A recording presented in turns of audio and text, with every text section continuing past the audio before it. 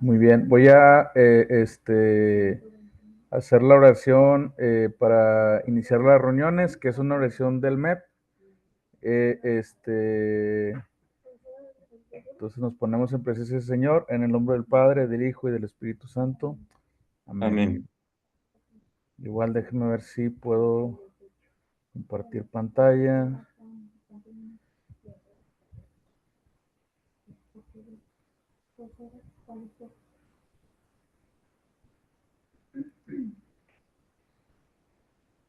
Ahí me dicen si ven la pantalla. Ok. Oración en el nombre del Padre, del Hijo y del Espíritu Santo. Amén. Oración para iniciar las reuniones. Señor Jesús, al reunirnos en tu nombre, En tu te nombre, rogamos rogamos ilumines ilumines nuestra nuestra inteligencia inteligencia con la luz con la del luz del Espíritu Espíritu Santo, Santo, para discernir para lo que discernir lo es que es recto, recto, aceptar aceptar lo lo que que es es bueno bueno y y descubrir la descubrir la voluntad del voluntad del Padre Padre sobre sobre nosotros. nosotros. Concédenos tu Danos tu gracia para gracia para expresar con expresar con sencillez sencillez y y claridad claridad nuestro parecer nuestro parecer y y escuchar con escuchar con espíritu espíritu abierto abierto el el pensamiento de pensamiento de los los demás, demás, a a fin de que en fin de que el diálogo diálogo fraterno fraterno asumamos asumamos mejor mejor nuestro nuestro compromiso compromiso apostólico. apostólico.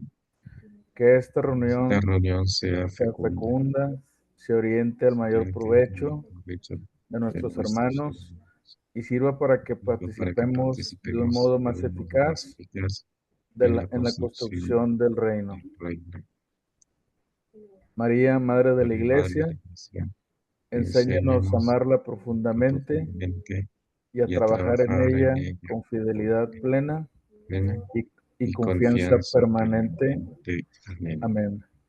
María, trono de la sabiduría, ruega por Ruega por nosotros. nosotros, Santo Tomás de Aquino, intercede por intercede por nosotros nosotros, para que para que vivamos vivamos en la armonía armonía entre fe, entre fe, ciencia ciencia y y ética. ética. En el nombre del Padre, del Hijo y del Espíritu Santo. Amén. Amén.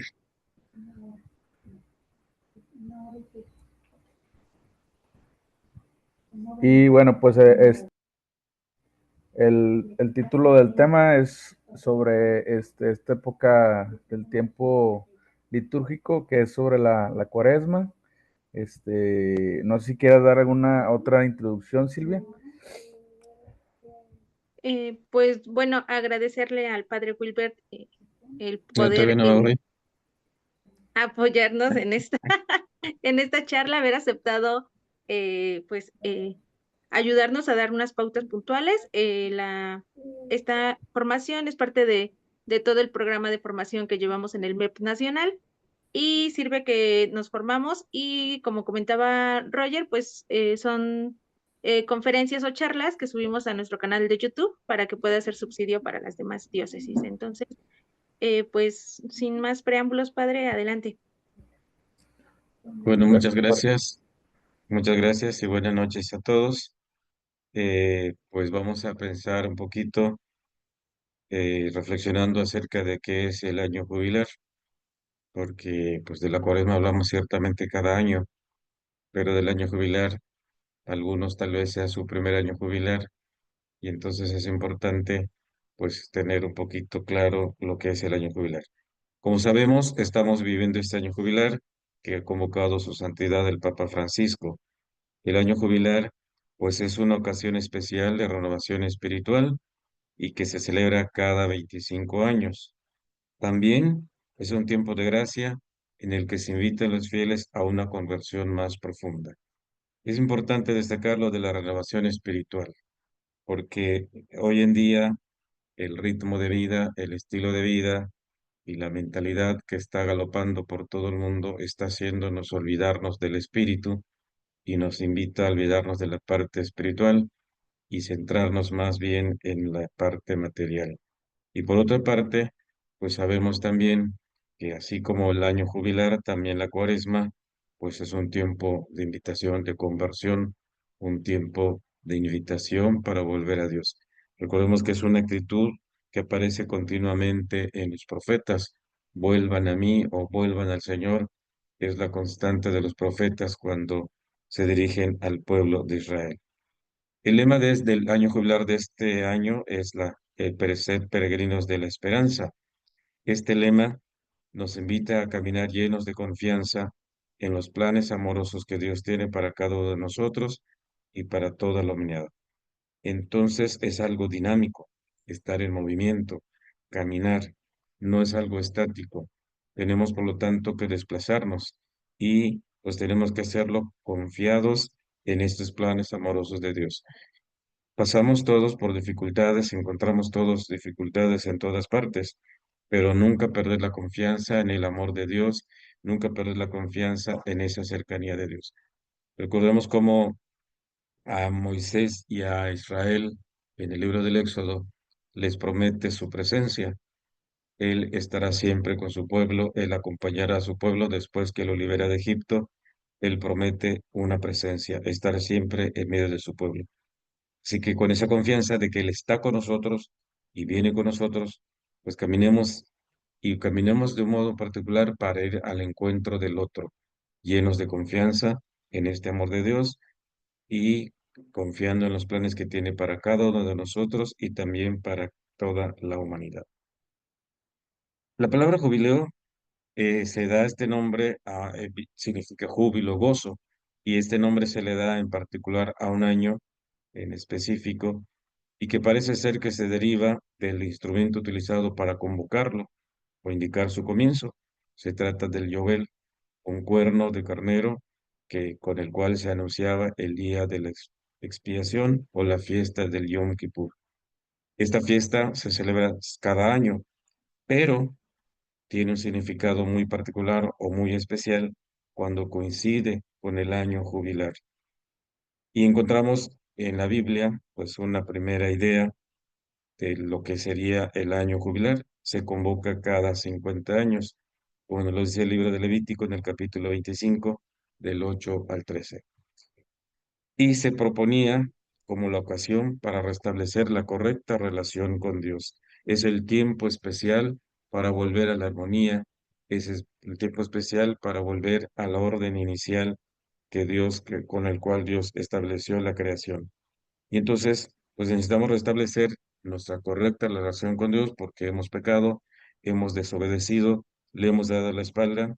También una correcta relación con las personas porque olvidamos que son nuestros hermanos, porque dejamos de ver en ellos el rostro de Cristo y olvidamos también que son imagen y semejanza de Dios. Y si no reconocemos su dignidad, pues no vamos a tratarlos de acuerdo a su valor, sino de acuerdo a lo que nosotros los estemos viendo o los estemos entendiendo. Pero también es importante reconciliarnos con la creación. Esta creación que el Señor nos confió y que es la misma que al final entregaremos en la consumación totalmente transformada. El año jubilar incluye también el perdón de los pecados, de las deudas, perdón. Incluye también la restitución de los terrenos enajenados y también el descanso de la tierra. Estas serían así como las características principales del año jubilar. Luego lo vamos a hacer un poquito más en la segunda parte. Esta primera parte yo le puse así como título que es el año jubilar. Entonces vamos así de manera rapidita. Las características, restablecer la correcta relación con Dios, con la persona, con la creación, el perdón de las deudas, restitución de los terrenos enajenados y el descanso de la tierra.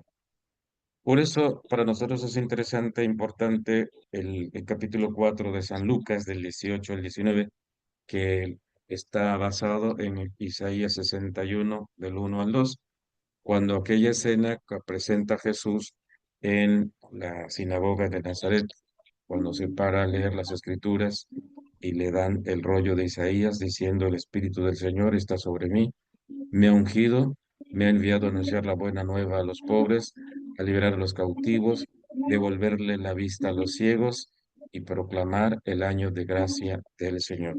Este texto pues marca o señala la misión del profeta en el caso de Isaías, pero Cristo quiere asumir este texto también para mostrar el camino que él seguirá para su ministerio. Su ministerio va a estar marcado por esta unción del Espíritu y la proclamación del perdón de los pecados o el año de gracia. ¿Cuándo inicia el año jubilar o los años jubilares? En el año 1313, el Papa Bonifacio VIII convocó el primer año jubilar o también llamado Año Santo, porque es un tiempo en el que se experimenta la santidad de Dios que nos transforma. Recordemos el capítulo 3 del libro del Éxodo, aquel episodio de la zarza ardiente, cuando Moisés llega al Horeb, historiando el rebaño de su suegro, y ante aquella que le llamó la atención, la zarza que ardía sin consumirse, él se acerca. Y entonces Yahvé le dice, Moisés, Moisés, no te acerques, quítate las sandalias porque el lugar que pisas es santo. Las sandalias pues vendría a ser como aquello que no nos permite entrar en contacto o que no nos permite participar en la santidad de Dios. Y lo que Dios quiere precisamente es que nosotros participemos o quiere participarnos de su santidad, porque enseguida nos dice, he visto el sufrimiento de mi pueblo, he escuchado sus clamores, conozco sus sufrimientos en Egipto y he bajado para liberarlos de la esclavitud y subirlos a una tierra espaciosa que emana leche y miel. Entonces transforma al pueblo de Israel de unos esclavos a unos hombres libres que van al desierto para luego encontrarse con él y hacer la alianza. Inicialmente, los años jubilares se realizaban cada 100 años. Después, en 1343, con Clemente VI, baja a 50 años, pero luego pensando en la conveniencia de que cada generación tuviera la experiencia de un año jubilar, el Papa Pablo II lo cambió a 25 años en 1470. Así que a partir de 1470, el año jubilar se celebra cada 25 años. Claro que el modo de celebrarlo ha ido cambiando, se ha ido transformando y se han ido agregando elementos. Originalmente, pues se trataba de visitar las basílicas de San Pedro en el Vaticano y la de San Pablo extramuros, que está fuera de la muralla de la ciudad de Roma. Pero después, por ejemplo, se agrega el otro elemento, el de la Puerta Santa, que tiene un significado también, un, un significado muy importante para los fieles. Por ejemplo, la puerta, ¿para qué nos sirve? La puerta nos sirve para delimitar un adentro y un afuera. Marca un espacio en el que, digámoslo así, nos encontramos protegidos, nos encontramos resguardados, nos encontramos seguros. Y del otro lado, pues está el peligro, lo dice Génesis 4, ¿verdad? Recuerdan cuando después de que Yahvé prefirió la ofrenda de Abel, Caín andaba enojado. Y cuando Yahvé se lo encuentra, le dice, ¿por qué andas tan triste y enojado? Si hicieras el bien, andarías con la cabeza o la frente en alto y, digamos, sonriente. Y le dice el Señor, he aquí que el pecado te espera detrás de la puerta, como una fiera te espera detrás de la puerta, pero tú debes dominarlo. Entonces, del otro lado de la puerta está el pecado, del otro lado de la puerta está la muerte, o por lo menos el peligro de muerte. Y tú decides a quién le abres, tú decides a quién dejas entrar. La puerta, el año santo se inaugura o inicia con la apertura de la puerta santa y concluye con el cierre de esta misma puerta. Y en este jubileo se abrió ya, perdón, la Basílica de San Pedro, la Puerta Santa, la Basílica de San Pedro, pero también las de San Pablo Extramuros, Santa María la Mayor y San Juan de Letrán. Esas son las cuatro basílicas de Roma y que cuando uno va en peregrinación a Roma, pues son las que hay que visitar. Pensemos en los encuentros jubilares como una ocasión para vivir la fe, para vivir la comunión fraterna y discernir juntos también, o discernir juntos también los desafíos del mundo actual. Tenemos que vivir la fe y tenemos que vivirlo con claridad y con valentía, porque día a día la fe es más atacada, la fe quieren hacerla invisible o quieren desaparecerla, pero tenemos que ser testigos de esta salvación. Tenemos que vivir la comunión fraterna en un mundo tan aislado, tan dividido, que paradójicamente con tantos medios de comunicación y las nuevas tecnologías, el mundo cada vez, los hombres cada vez están más aislados. Y lo que pasa en el mundo nos afecta a todos, pero no todos tenemos conciencia de lo que está ocurriendo, ni cómo nos afecta, ni los riesgos que esto implica para nosotros. Entonces, pues estos encuentros jubilares tienen que ayudarnos para esto. Pero también es una invitación para caminar juntos como peregrinos de la esperanza y llevar la luz del Evangelio al corazón de la sociedad. Y en esta parte tenemos que insistir y tenemos que hacer hincapié, porque estamos acostumbrados a un círculo, a nuestro círculo, y difícilmente nos abrimos a los demás, difícilmente llegamos a los demás. Y lo vemos cuando vamos a nuestras reuniones o cuando vamos a una fiesta, con quién nos sentamos, con los que ya conocemos, con quién convivimos, con los que siempre hemos estado, pero no nos abrimos a los demás. Y ahí tenemos un problema que tenemos que corregir, un problema que tenemos que trabajar, porque no vamos a llevar el Evangelio al corazón de la sociedad si no hay apertura en nosotros. Recuerden lo que le pasó a la iglesia de Jerusalén. Ellos en Mateo 28, 29, 28, 20, 19, 20, perdón, ellos reciben el mandato, vayan por todo el mundo, prediquen el Evangelio, hagan discípulos míos, bautícenlos, enséñenles a cumplir, etcétera. Y cuando la ascensión del Señor también les dice, serán discípulos míos, serán testigos míos en Jerusalén, en Judea, en Samaria. Pero ellos se quedaron dentro de la muralla de Jerusalén porque allá estaba cómodo todo, porque ahí estaba el templo, porque ahí todo estaba bonito. Pero en cambio, nosotros pues tenemos que aprender a salir de esa comunidad, de nuestras instalaciones y salir, cumplir el mandato de ir por todo el mundo. Este tiempo jubilar también tiene que ser como una especie de ola de esperanza, o 12 olas, son 12 meses, 12 olas de esperanza que saldrán desde el corazón de la iglesia hacia toda la humanidad. El Papa, recordemos cómo nos ha estado insistiendo en ser una iglesia en salida. Y lo que se nos ha ocurrido es poner de moda la frase de Papa, pero no recitarla, no ponerla en práctica. No olvidemos que es una invitación para todos para construir un futuro mejor basado en la fraternidad, en la solidaridad y en el amor. Y aquí es donde el MEP pues tiene un papel muy especial porque como enviado que es a la misión, tiene que ejercitar esta fraternidad, la solidaridad y el amor. Esto es en cuanto entonces a lo que sería que la información, digamos, general sobre qué es el año jubilar. Ahora pasaremos un poquito a la experiencia de Israel. ¿Qué experiencia tiene Israel de la salvación? Bueno, pues en la historia del pueblo de Dios encontramos ya la práctica del año del jubileo, como lo prescribe la ley de Moisés, de manera que es la ocasión para comenzar de nuevo, conforme al orden dado por Dios a toda la creación. Para entender un poquito mejor el tema de los años jubilares, recordemos que la estructura que rige la actividad del hombre en el Antiguo Testamento, pues es en la semana de la creación. Dios trabajó 6 días y el séptimo día descansó. Entonces, para el judío, el sábado es también el día dedicado a Yahvé.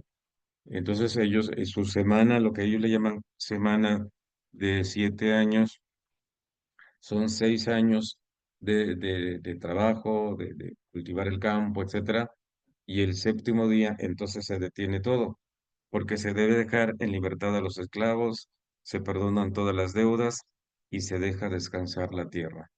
Ese es el año sabático después de una semana de años, o sea, en vez de 7 días, como es la estructura semanal, son 7 años. Se trabaja la tierra, se compra, se vende, se pide, se da prestado, etcétera, durante 6 años. Pero el séptimo día es cuando se paraliza todo y se trata de volver todo a su lugar, todo en el orden como Dios lo había pensado Y lo vemos en Éxodo 21:2, cuando el Señor dice que el esclavo hebreo te servirá durante 6 años y el séptimo saldrá libre sin pagar nada. Es decir, no tiene que comprar su libertad, sino que eso le corresponde por que lo establece así la ley. En Éxodo 23, del 10 al 11, tenemos también la misma expresión. Durante 6 años sembrarás tu tierra y recogerás tu cosecha. El séptimo la dejarás descansar y todo lo que haya quedado, que no había que rebuscar, será para que coman los pobres del pueblo, pobres, los huérfanos, las viudas, incluso el forastero. Y Deuteronomio 15, él nos habla ya de, con más detalles de la remisión o de la liberación. Hay que liberar al esclavo, hay que perdonar las deudas en honor a Yahvé. Éxodo 15, del 1 al 11, es el que nos da más detalles acerca de este año. Y Levítico 25, del 1 al 7, nos habla del año sabático. Como decíamos hace un rato, el séptimo año será de completo descanso para la tierra, porque está dedicado a Yahvé, será en honor de Yahvé. El año jubilar se celebra cada 50 años, porque es 7 semanas de años o 7 veces el año sabático. Estaba previsto cada 7 semanas de años este año jubilar, en el que también es de perdón, de remisión por excelencia. Se declara santo este año y por todo el país se proclamará la liberación de todos sus habitantes. Es un año de gozo, es un año de alegría. Entonces, ahí tenemos brevemente la experiencia de Israel con respecto al año jubilar y el año sabático.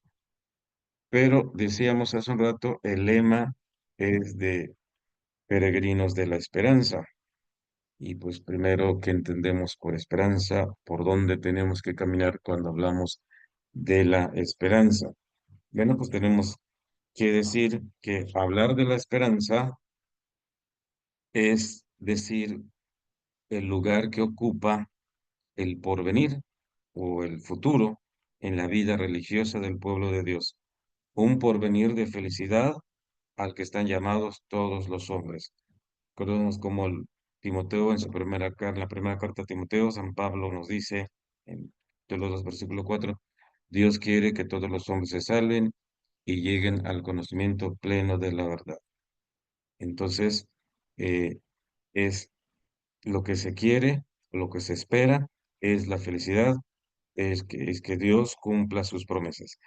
Las promesas que de Dios revelaron poco a poco al pueblo el esplendor de este porvenir, que ciertamente no iba a ser una realidad en este mundo, sino se trata de una patria celestial, se trata de algo, una patria mejor, y se trata de la vida eterna en la que el hombre será semejante a Dios, como nos lo dice San Juan en su primera carta, en el capítulo 3 versículo 2. Seremos como Él es porque lo veremos tal cual es. La promesa que Dios hace en los orígenes a la humanidad que desobedeció en Génesis 3:15 es una promesa que atestigua que Dios no las dejó sin esperanza. Ciertamente salieron del paraíso, dejaron el paraíso, pero se fueron con una promesa, se fueron con una esperanza de que Dios mandaría un Salvador, Dios mandaría un Mesías. Pero es con Abraham con quien comienza propiamente la esperanza bíblica. En Génesis 12:1, cuando Yahvé llama a Abraham, le dice, sale de tu casa, sale de tu parentela y vete a la tierra que te voy a dar a ti y a tu descendencia.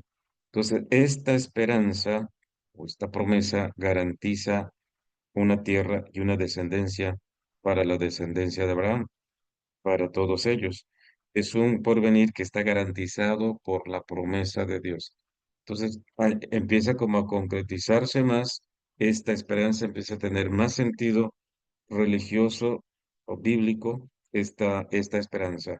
Ahora el pueblo espera una tierra y una descendencia numerosa. Pero también encontramos en la experiencia del pueblo y a lo largo de su historia que en muchos momentos Israel olvidó que este porvenir dichoso era un don de Dios, era un don del Dios de la alianza. Y como llegaron a olvidar este dato, entonces ellos buscaron resolver las cosas, buscaron asegurarse este porvenir de la misma manera que las naciones vecinas. Recordemos, por ejemplo, el caso del primer libro de Samuel, capítulo 8, versículo 5, cuando llegaron los ancianos de Israel a decirle a Samuel: tú ya estás anciano y ciego, tus hijos no siguen tus pasos, y nosotros queremos ser como los otros pueblos. Queremos un rey que vaya al frente de nosotros. Y con esto Israel pues olvida pues su dignidad, su identidad que obtuvo en Éxodo 19, 5 y 6, cuando Yahvé dice: tú eres una nación santa, un pueblo sacerdotal, un pueblo de mi propiedad, pueblo escogido por mí. El pueblo santo, el pueblo sacerdotal, quiere ser como sus vecinos, pero olvidó que sus vecinos eran paganos. Y al querer imitarlos, en este caso concretamente con la monarquía, pues esto implicó también asumir los cultos paganos. Por esa razón, los profetas denuncian esta actitud o esta esperanza ilusoria, porque dice, los profetas les recuerdan que sin fidelidad no se puede esperar la salvación. Si no se es fiel a Yahvé, si no se cumple la alianza, si no se practica la justicia, pues ciertamente, ¿cómo esperar que Dios nos salve? ¿Cómo esperar que Dios cumpla su promesa? Si nosotros no somos fieles a Dios y no esperamos o no confiamos en Él, pues Él no cumplirá su promesa.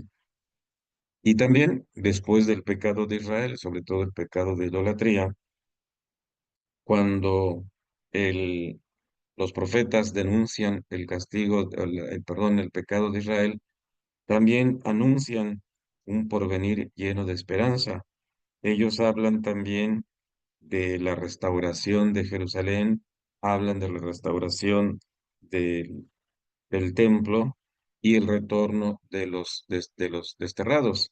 Entonces, la esperanza de ellos, a pesar de su pecado, se mantiene por estos oráculos proféticos que hablan de una restauración, de un retorno. Y esto pues resuena en los oídos de Israel para que así se consuele y mantenga su esperanza. El Dios de Israel es un Dios que cumple sus promesas, y pese a los pecados del pueblo y a su desobediencia, el Dios de Israel salvará a su pueblo. Recordemos cómo Daniel habla de una liberación de Israel después de 70 semanas, y en cambio Jeremías 25 habla de 70 años.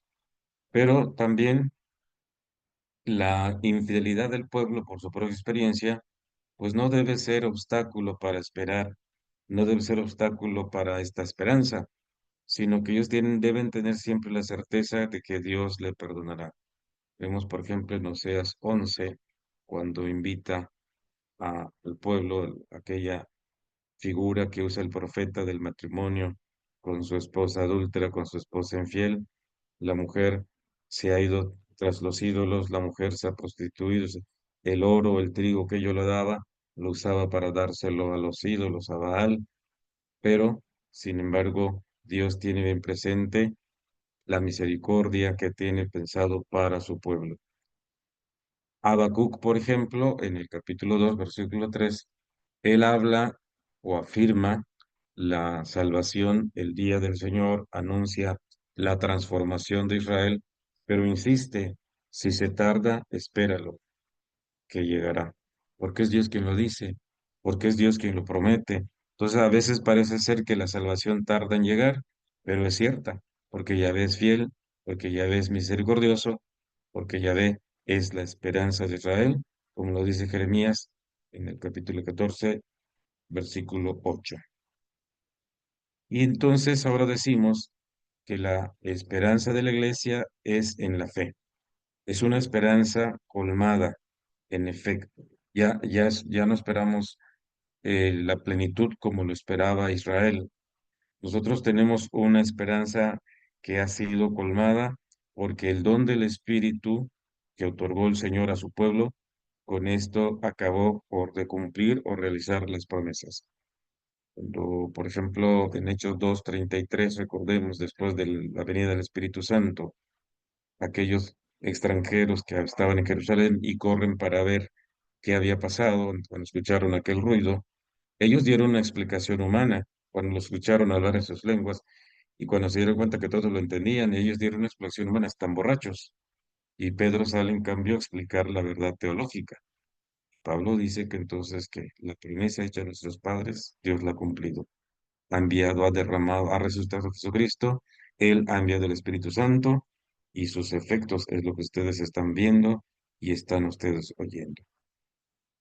Por lo tanto, a partir de aquí, la esperanza de la iglesia se centra ya en la segunda venida de Jesús. Recordemos en Hechos 1:11, en aquel episodio de la ascensión del Señor, cuando los discípulos se quedaron mirando al cielo y los ángeles dijeron, Galileos, ¿qué hacen ahí mirando al cielo? El que han visto irse vendrá como ha ido, como se ha ido. Entonces, lo que se espera es la segunda venida, con diversos nombres. Se le llama parucía, se le llama el día del Señor, la visita, la revelación.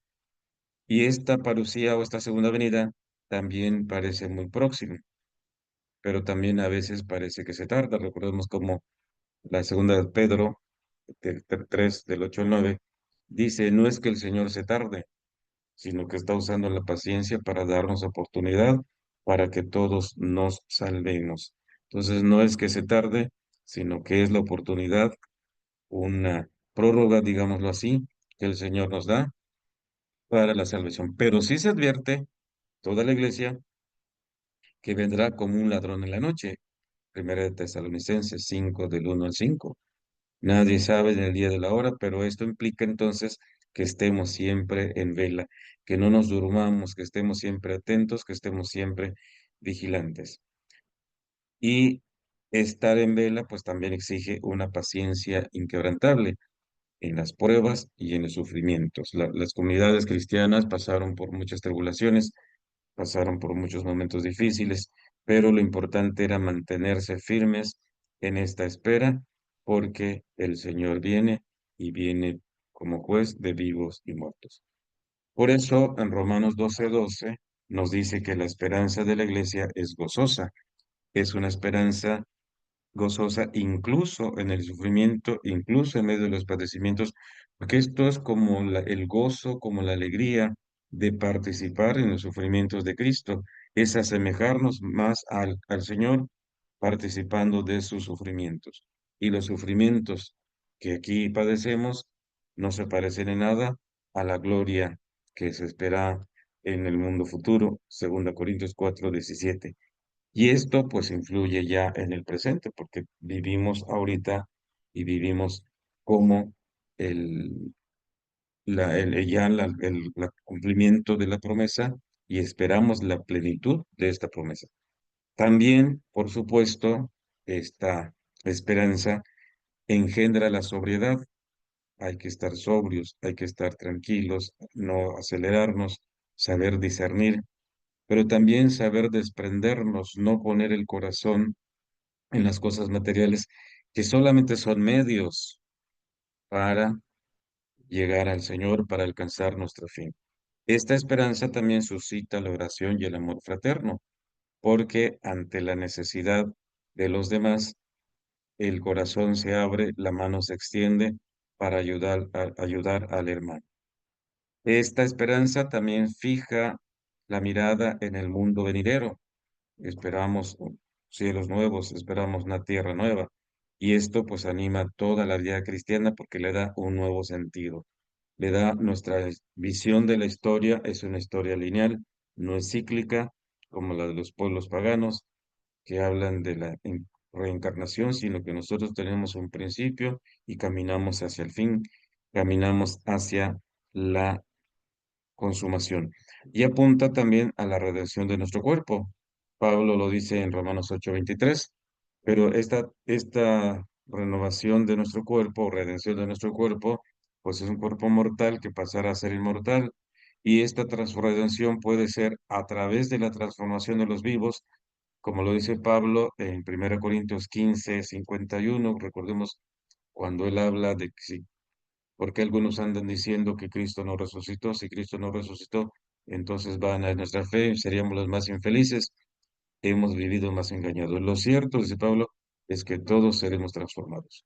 ¿Cómo será esta transformación? Pues unos, porque estando vivos recibirán esta redención, pero otros a través de la resurrección de los muertos. Por eso, en la primera Tesalonicenses 4:13, cuando dice, no quiero que permanezcan como aquellos, en lo que se refiere a los muertos, no quiero que permanezcan como aquellos que no tienen esperanza. Y aquí es el no tener esperanza, es no creer en la resurrección. Perder la esperanza es no creer en la salvación que Cristo nos ha dado. Entonces, se afirma en 2 Corintios 3:18, del 4 al 6, que la gloria que esperamos es una realidad actual, aunque invisible, pero ya la estamos viviendo. Estamos esperando su plenitud, estamos esperando su consumación. Por eso para San Pablo, en Romanos 6, del 1 al 7, el bautizado, recordemos, ya ha sido resucitado, porque ha sido injertado en Cristo y por el bautismo participa de la muerte y participa de la resurrección de Cristo. Ha recibido el Espíritu como arra y como primicia del mundo venidero. De modo que ya posee este mundo y su esperanza pues está puesta en esta consumación y en esta plenitud de los tiempos. Bien, pues hasta aquí entonces terminó esta parte de la esperanza o ser peregrinos en la esperanza. Ahora paso a otro momento que le puse por título Ser peregrinos de la esperanza en el MEP, porque pues ciertamente todos somos bautizados y todos somos fieles, pero ustedes militan en este movimiento de estudiantes y profesionistas de la Acción Católica. Y por eso quiero ir como aterrizando un poquito más la actividad, en el ser y quehacer del movimiento. La palabra peregrino, perdón, está asociado a la idea de caminar. Peregrino es aquel que camina, el que se mueve, el que se desplaza. Por lo tanto, tenemos que decir que todos estamos llamados a caminar por el mismo camino, por el camino de la esperanza, pero también por el camino de la conversión, porque son como dos cosas que van de la mano. No puedo tener esperanza, decíamos hace un rato, si no estoy guardando la fidelidad y si para mantenerme fiel, tengo que vivir en permanente conversión.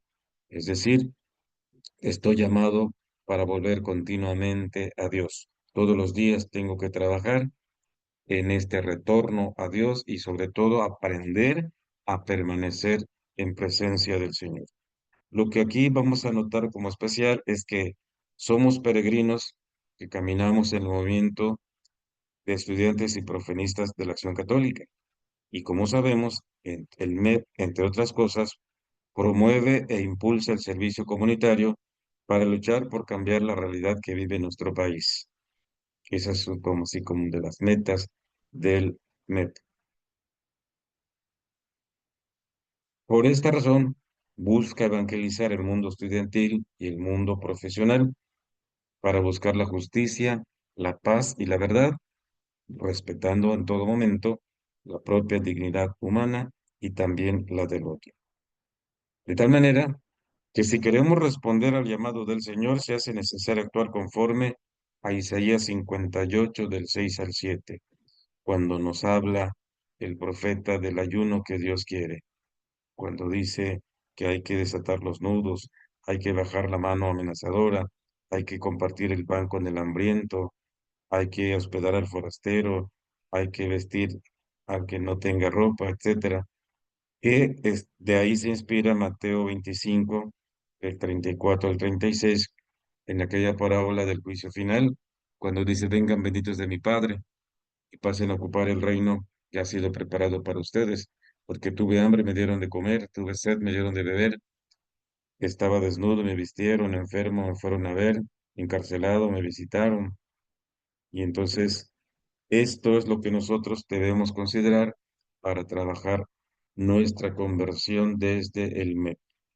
Porque si queremos vivir el año jubilar como este año de gracia, como esta invitación a experimentar cómo el amor de Dios nos salva, nos transforma, pues tenemos que dejarnos transformar y tenemos que dejarnos tocar por el Señor, abrir nuestros corazones a esta acción salvadora del Señor y dejarnos purificar, aprender a despojarnos, como dice San Pablo, del hombre viejo para revestirnos del hombre nuevo. Y así entonces podemos decir que entre los múltiples escenarios que encontramos en el amplio abanico de la realidad mexicana, que están esperando el anuncio de la buena nueva, pues vamos a mencionar solamente 10 inspirados en el PGP. Primero, una de las realidades con la que nos estamos encontrando es la negación de la primacía de la persona humana. La persona humana cada vez interesa menos y la persona humana ya no es el centro. Ya no es el centro ni siquiera en el plano, digamos, civil. Recordemos que en el mundo antiguo, pues se buscaba conocer al hombre. Cuando empieza la Edad Media, la reflexión, los estudios, la investigación, empiezan a moverse hacia poniendo, o sea, se convierte en un teocentrismo. Todo va a girar en torno a Dios, a la revelación de Dios y a la respuesta que el hombre da a Dios. Y viene el Renacimiento, que pone al hombre en el centro y lo pone en el centro, pero ya como irlo desligando del centro. Todavía en el Renacimiento encontramos el arte como arte religioso, pero después irán pasando las otras corrientes de pensamiento y ahí tenemos problemas, porque ahí empiezan no solamente a cuestionar la fe, sino también empiezan a negar la fe. Y por lo tanto también el hombre ya no se ve como creado por Dios, no se entiende como imagen y semejanza de Dios, el hombre no se piensa como llamado a la eternidad, no se entiende al hombre como creado para vivir en alianza con Dios y se convierte en un simple instrumento o en un simple número. Y esto, por ejemplo, lo podemos ver cuando vamos a los bancos. Cuando tú entras al banco, independientemente de quién seas, primero te preguntan qué operación va a realizar. Y luego tiene tarjeta y te dan tu papelito. Y de ahí te conviertes en un número. En el turno, qué número del turno que te toca, en el número de cliente, en el número de operación, y ya no eres tú, eres un simple número. Pero ya cuando ya ni como número funcionas o eres útil, entonces empieza la eliminación. El hombre ya no es explotado, sino que es eliminado, ya no forma parte de la sociedad, está excluido totalmente de la sociedad, pierde toda pertenencia y queda así como desprotegido totalmente de, por la sociedad y por la humanidad. Esto está del GP20, PGP, perdón, número 20. Una nueva época en el camino de la humanidad. Nos encontramos con una época que abarca todos los ámbitos de la vida de las personas y esto transforma profundamente la manera de pensar, de percibir y vivir las relaciones con Dios, pero no solamente nos cuestiona nuestra relación con Dios, sino también con los demás, con la naturaleza y con nosotros mismos. Y en muchos casos, esto produce frustración, desesperanza, angustia y desmoralización en muchas personas. Cuando se pierde el sentido, cuando la persona humana deja de ser el centro y otras cosas empiezan a ocupar el lugar que por derecho le corresponde a la persona, entonces hay una fragmentación en la persona y en toda la sociedad. Nos encontramos con una transformación cultural y en esta transformación cultural, pues lo que menos importa es el ser humano. La concepción del ser humano se va desintegrando y en cambio se enaltece una sobrevaloración del individuo por encima de la colectividad. Aquí ya no importa la comunidad, que importa nada más el individuo. Es más importante el individuo que la persona y que la comunidad, perdón. Y este individuo, pues es tan importante que su actitud debilita y rompe los vínculos comunitarios y con ello, pues también se olvida la construcción del bien común y se abre camino a la satisfacción inmediata de los deseos del individuo. Esto, pues, es un serio problema que afecta a las nuevas generaciones, pero también nos afecta a nosotros que ya vamos de salida, porque tenemos que dialogar con estas generaciones, tenemos que entrar en contacto en relación con estas generaciones y ellos ya nos empiezan a ver como el que ya no tiene nada que hacer aquí, el que ya está de sobra y entonces pues hay que eliminarlo, hay que descartarlo. Y pues esto nos invita también a pensar a no confundir nuestros deseos con nuestros derechos. No es lo mismo lo que yo deseo a que esto sea un derecho. No necesariamente lo que yo deseo es un derecho, pero como se ha ensalzado tanto el individualismo, y ahora todos parece ser un derecho, aunque no sea más que un simple deseo. Y lamentablemente, pues esto ha cobrado mucha carta de ciudadanía en nuestras sociedades. También nos encontramos con una economía que ciertamente ha sido transformada en muchas cuestiones positivas, pero también al mismo tiempo es la que más sufrimiento ha generado en muchas personas. Las cifras que arrojan los mercados, las estadísticas, no son simplemente números o gráficas. También ahí detrás hay muchas historias humanas de dolor, de desesperación, que se viven en el día a día por la falta de salud, por la falta de educación, viviendas dignas y los más elementales derechos para una vida digna. Ahí tenemos entonces los efectos, las manifestaciones de lo que la economía está generando en nuestra sociedad.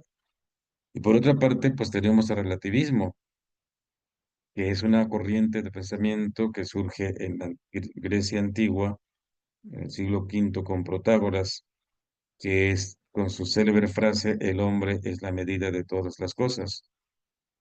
Así nos la han enseñado, pero la frase completa es, el hombre es la medida de todas las cosas, de las que son en cuanto son, y de las que no son en cuanto que no son. Y cuando le preguntan acerca del tema de los dioses, pues él dice de que es un tema oscuro, es un tema difícil y tenemos una vida tan corta, entonces no vale la pena meterse en esas discusiones. No lo está negando, pero, o sea, no niega la existencia, pero se resiste al tema. Y pues afirma entonces, basado en el individualismo, que no hay verdades universales. O sea, se cuestiona el bien, la verdad, la justicia, y cada quien, entonces, con esa expresión, si el hombre es la medida de todas las cosas, entonces cada quien tiene su propia verdad, cada quien tiene su propia justicia, y con esto, pues no se puede dialogar. Si no hay verdad, no hay necesidad de dialogar. ¿Para qué hablamos? Esto también, pues, lleva a la negación de las verdades objetivas y se quedan solamente las verdades subjetivas. La verdad no viene del sujeto, viene de la realidad. Y es ante la realidad a la que mi mente tiene que adecuarse, porque yo no fabrico la realidad ahí está, y yo me encuentro con esa realidad y la conozco en cuanto que es, porque existe, pero es mi mente la que tiene que adecuarse y ver si es cuadrado, si es redondo, si es rojo, si es azul, pero en el relativismo, entonces cada quien puede decir lo que es bueno, lo que es malo, lo que es justo, lo que es injusto. Y ahí tenemos, pues, cómo esto afecta la convivencia humana y nos pone unos contra otros y también complica, pues, que podamos unirnos para un trabajo de desarrollo común. También en el tema de la ecología. En la ecología descubrimos que se ha privilegiado lo económico por encima de las personas, pero esto pone en riesgo, pues, nuestra casa común, porque la contaminación está afectando o afecta gravemente al agua, el aire, el campo, la biodiversidad. y nos está poniendo en riesgo a todos. Entonces, aquí en este tema, ustedes lo tienen en su manual también muy importante, pues hay que repensar aquí nuestro tema de conversión, una cuaresma jubilar, una cuaresma que nos lleve a aterrizar lo que el MEP nos ofrece.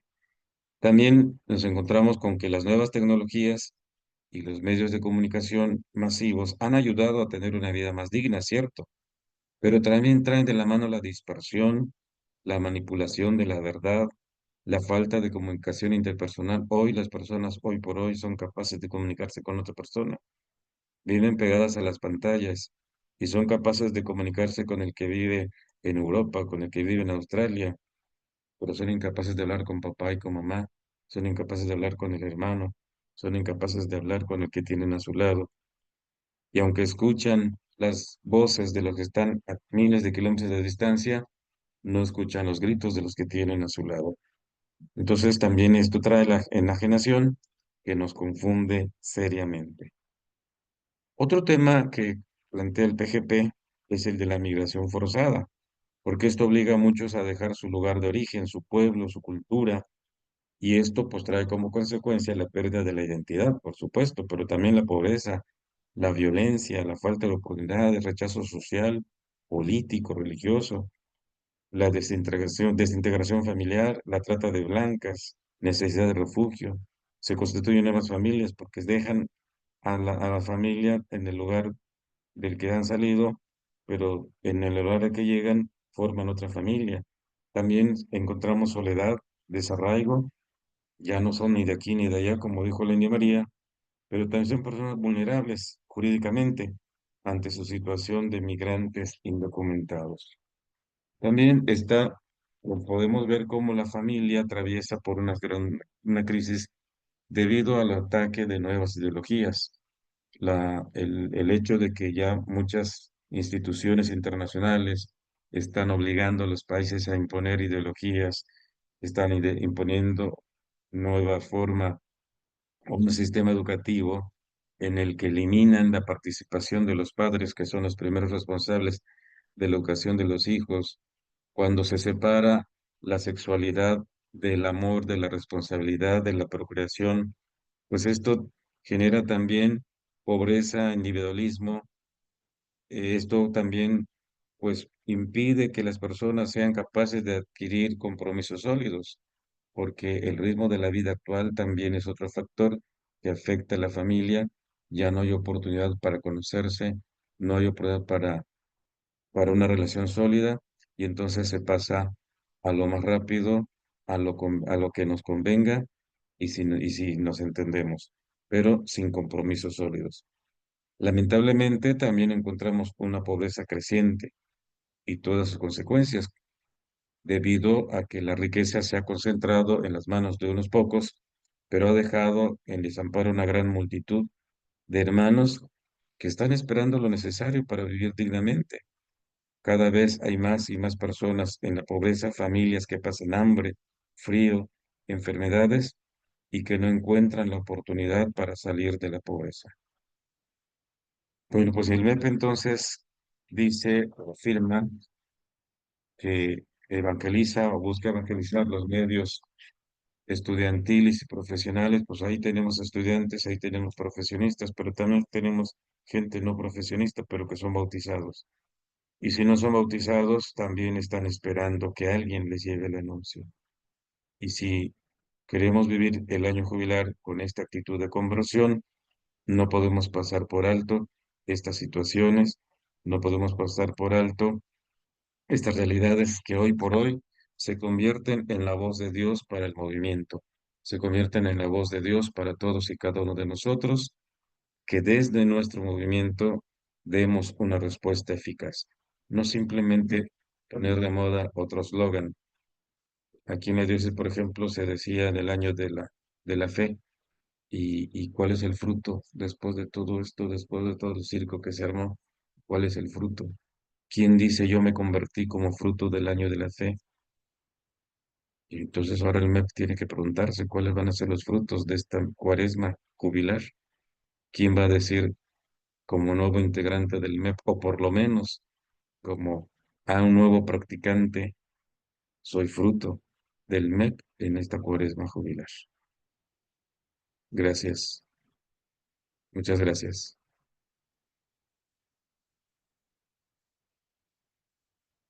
Despierten, ya acabé. Sí, aquí estamos, Flore. No, Con la coca y las ahoritas, caninos. no, muy interesante, padre.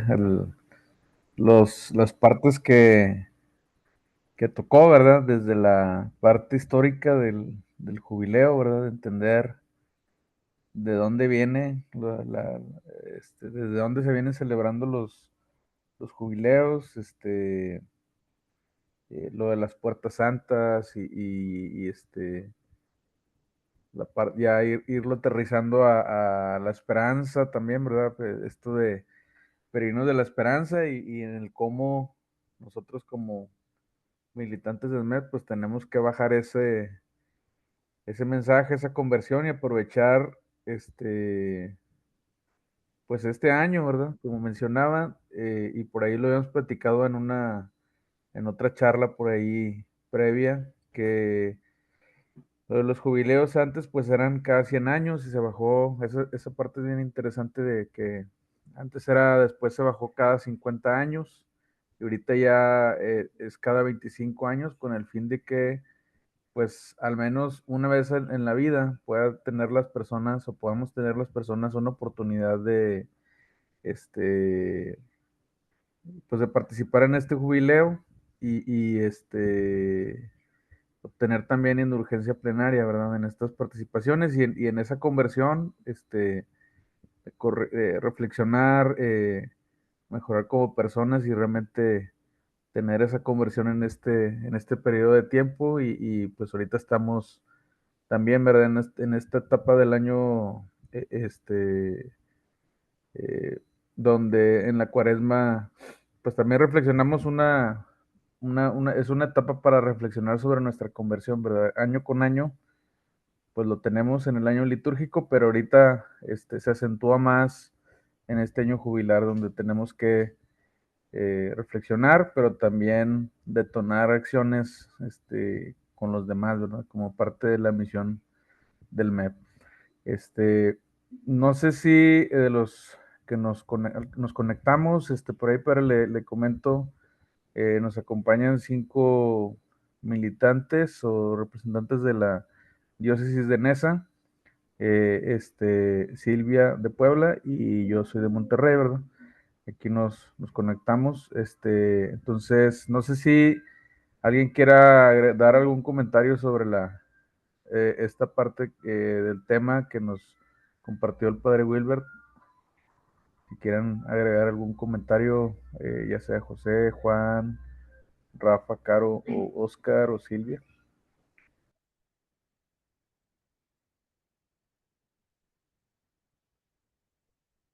Se hacen a los oxisos. Como dice, ya están con la coca y los fritos. Ajá. Yo sí, Bueno, Ojalá ya. sea coca. Ojalá sea coca. yo sí quisiera, bueno, hacer un comentario. Creo que es importante que este año jubilar sepamos cómo es la forma adecuada de ganarnos las indulgencias, ¿no? Porque algunos, pues todavía tenemos dudas cuáles son los pasos a llevar a cabo o cómo deben de ser para poder ganar la indulgencia, porque a mí algunos me han preguntado, ¿no? ¿Qué oraciones se deben hacer? Es después de la comunión, si llevan un orden en especial o si se tienen que hacer inmediatamente al momento de regresar de comulgar o puedes dejar a que se termine la misa o creo que hay algunas dudas al respecto y sí estaría muy bien que pudiéramos pues compartirlas para estar más seguros de que se pueda hacer, porque luego yo, pues según llevo a cabo todo, pero luego me quedo con la duda y digo, ¿y qué trae que no me sirve o no sé, o no la hice adecuadamente? Entonces a lo mejor me gustaría a mí, em, sí, una charla acerca de cómo debe de ser esto, ¿no? o si es algo muy rígido o si es más flexible, no sé. Em, ¿Algún sí tema al respecto?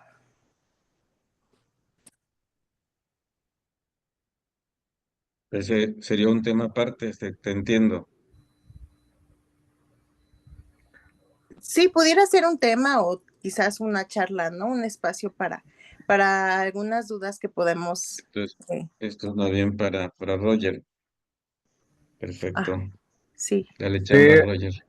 sí, no, sí, sí hay una lista de los requisitos, ¿verdad? Como requisitos, aunque entiendo, pues tiene que venir mucho de una vez haber reflexionado y pues hecho sobre todo algunos pasos, ¿verdad? De peregrinar, hacer esa reflexión, confesarnos, participar en la comunión. Yo creo que sí, sí, sí hay unas oraciones y unos pasos, los podemos hacer una sesión especial para reflexionar sobre esos puntos, ¿verdad? Y eh, este, que queden claros, pero sí, sí, hay una lista, digo, entiendo que son como que una guía, no sé si sea realmente así muy rígido, pero lo podemos platicar. Yo cuando lo estudien, lo entenderán, Sí.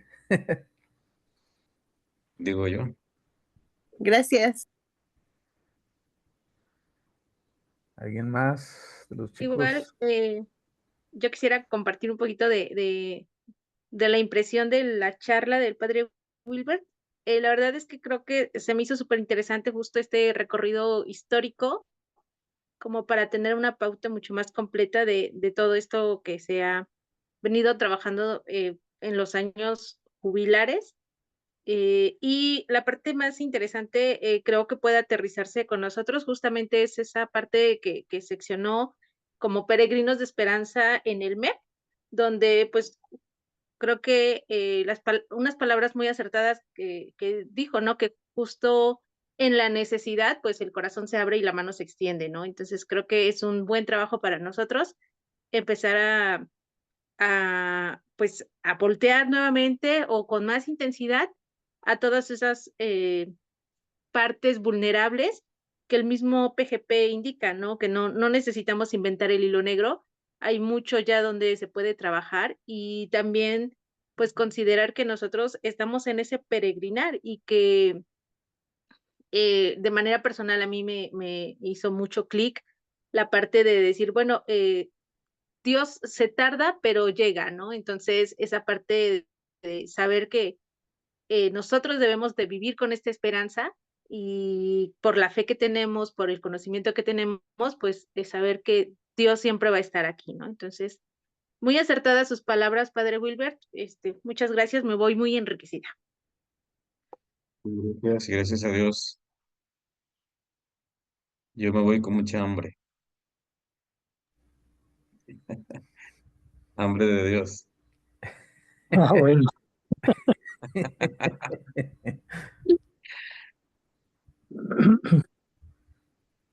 ¿Algún comentario? ¿Vas a dar algún comentario, Rafa? pues, híjole, nada más que él dijo que no estábamos durmiendo, pero no, no, no, o sea, la verdad es que a mí me dejó muy choqueado, ¿no? En shock por todo cómo fue exponiendo cada uno de los puntos, desde lo histórico hasta la tareita que nos está dejando, ¿no? De ese peregrinar. Y sobre todo porque, vamos, va muy en línea con algo de lo que hemos hablado aquí con nuestro obispo sobre las carencias que tiene la iglesia actualmente, sobre lo que es la asistencia inclusive de jóvenes a las misas, bueno, no tanto a las misas, sino a las parroquias, la carencia de muchachos en los grupos. Y nuestro obispo decía, es cierto, porque el Papa habla sobre una iglesia en salida, pero no solamente en salida por parte de ustedes, sino también en nosotros, los sacerdotes, que ya dejen de estar en su oficina para salir. Yo mencionaba con nuestro obispo sobre el hecho de cuando yo era joven, niño, eh, había un cuadro en el que se veía a los acólitos jugando fútbol y el padre con la sotana amarrada en su fajilla y jugando con ellos. Hoy día ya no se da, hay un alejamiento, por lo tanto yo creo que ese peregrinar tiene que ser de la mano.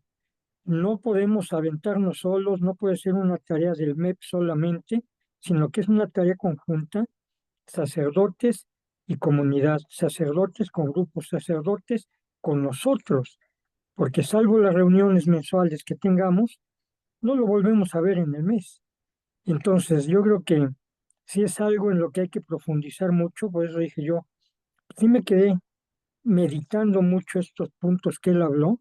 Lo del año jubilar, bueno, pues lo hemos manejado ya, creo que en todas las diócesis, en todas las parroquias, y pues más o menos lo tenemos digerido. Sin embargo, todo lo demás creo que sí hay que darle una buena profundización a lo que el padre nos ha comentado. Gracias, padre Wilber. Gracias, Rafa, gracias.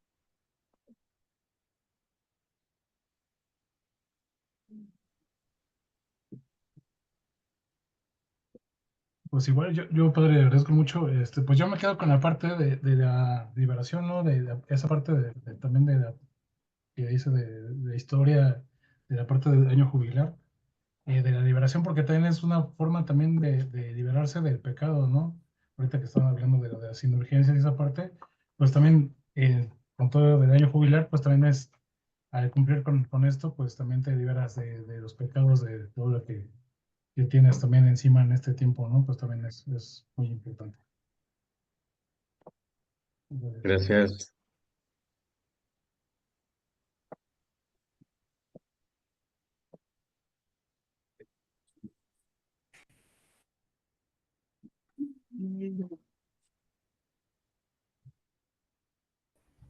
No sé si alguien más quiere hacer un comentario.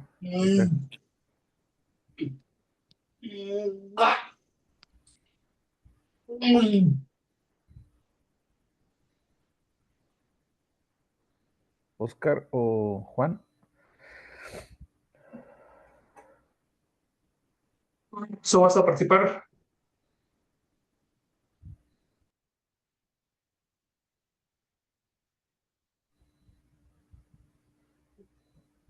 Adelante, Oscar. Padre, pues agradecerle el espacio que nos brinda. Me disculpo de antemano por entrar tarde, por no aprovechar todo lo que nos compartió, pero pues efectivamente, como nos decía, un jubileo es siempre una oportunidad pues para entrar en ese júbilo propio de nuestra iglesia, para aprovechar, para estar más cerca de la idea de lo que debemos ser. Me quedo con la parte que decía sobre el testimonio y el compromiso que debe haber como estudiantes y como profesionistas en la sociedad. Nos hablaba sobre un testimonio que tenemos que dar, y yo creo que justamente ahí está el llamado para la Acción Católica Mexicana, pero también de manera particular para nuestro movimiento. El que tenemos que ser esas luces, ese testimonio, esa iglesia en salida, pero pues no solamente los sacerdotes, yo creo que ustedes tienen una labor fundamental, pero nosotros como laicos no podemos desapegarnos pues, de esa vocación, de eso que hemos heredado al ser parte de la iglesia con el bautismo, pues en la sociedad, y pues ser referentes en el ámbito cívico, social, dar ese testimonio, pero pues además buscar, como dicen nuestros obispos ahora, ser laicos comprometidos, laicos en la vida pública. Entonces, yo me llevo esa parte, aprovechar la oportunidad que nos da la iglesia con este jubileo, de aprovecharlo en el tema personal, familiar, trasladarlo a nuestro seno familiar y de amistades. Y en el ámbito cívico y social, pues redoblar esfuerzos para dar mejor testimonio de Cristo en la sociedad. Eso es lo que yo quisiera decir, padre. Muchas gracias. Bendito sea Dios y muchas gracias.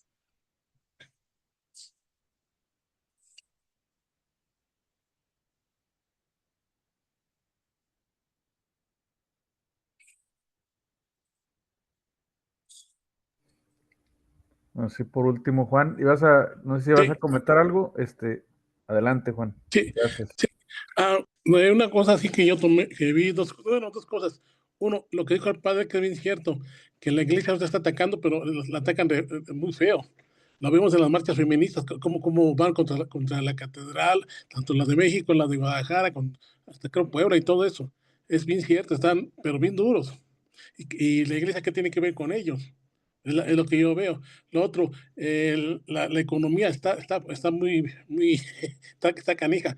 A mí ahora sí, el día lunes tocó aquí el tianguis y me tocó ir porque mi esposa se tuvo que ir al seguro y pues hay que ir por la fruta. Y no, y lo que gasté, no, se me hizo increíble ya ahorita gastar mucho para lo poco que se trajo de fruta. Sí está pesado ahorita la economía para todos. Mm. Sí, esa es la cuestión. Y como les y algo muy importante también, aparte, bueno, el año jubilar, pero es muy importante que bajaran de 50 años a 25 años, porque así nos toca, aunque sea 2 veces, participar en algo tan muy importante y bonito que se ve. Mm, sea todo. Será lo que fue lo que yo alcancé a captar y ver. Y muchas gracias, padre, por su participación. Gracias, muchas gracias.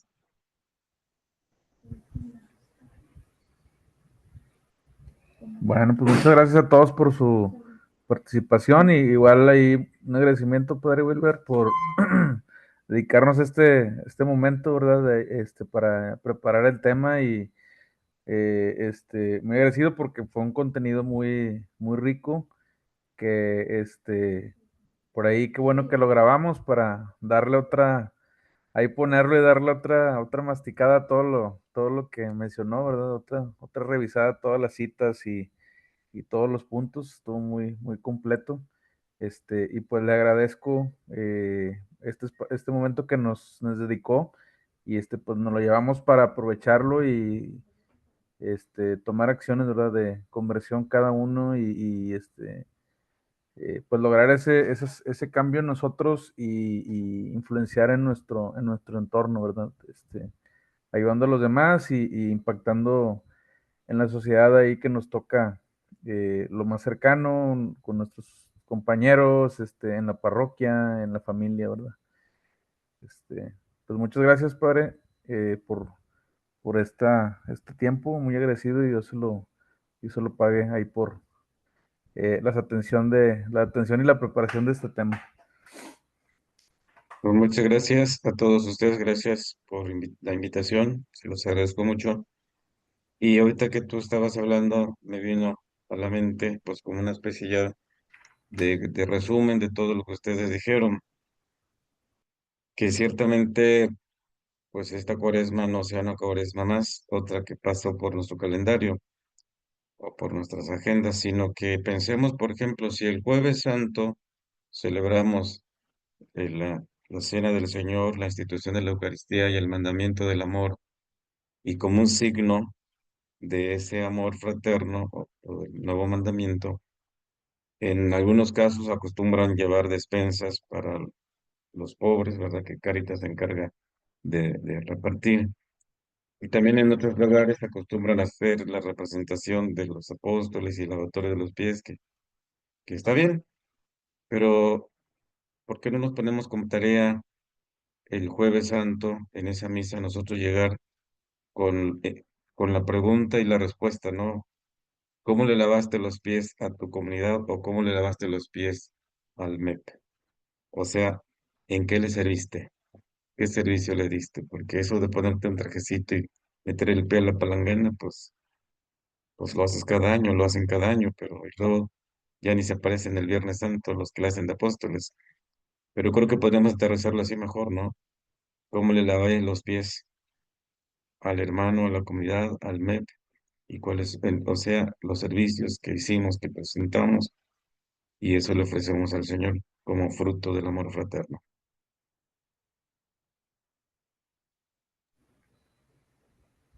Sí, pues con esta reflexión, yo creo que nos llevamos, ¿verdad? De cómo fue nuestro servicio con los demás en ese Jueves Santo del lavatorio de pies que pues de aquí hasta ese día, pues ir viendo cómo podemos servir a los demás en las actividades, que puede ser actividades sociales, ¿verdad? Inclusive en nuestra propia familia, a lo mejor podemos tener algún familiar enfermo o algo. Pero sí, nos llevamos esa pregunta de reflexión para cada uno tomar acciones, ¿verdad? Y servir a los demás.